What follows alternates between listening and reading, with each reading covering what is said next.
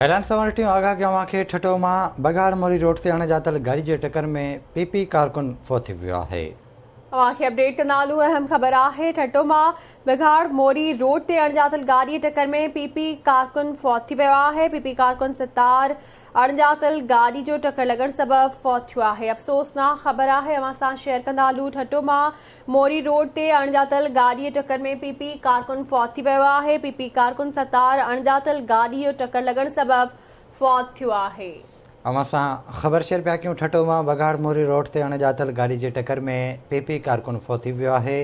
PP कारकुन सतार अणॼातल गाड़ी जो टक्कर लगण सबब फौत थियो आहे। आगाह कयूं पिया ठठो मां बगाड़ मोरी रोड ते अणॼातल गाड़ी जे टक्कर में पीपी कारकुन फौत थी वियो आहे।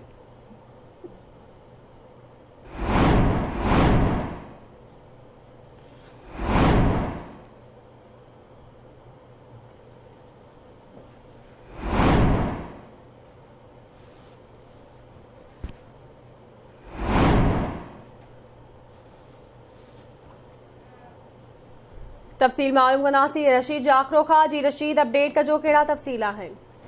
हाँ जी, ठटे लग बगाड़ मोरी रोड ते ठटे जे सियासी समाजी अगवान सतार मीराखोर जो देविन में लाश मिलियो आहे।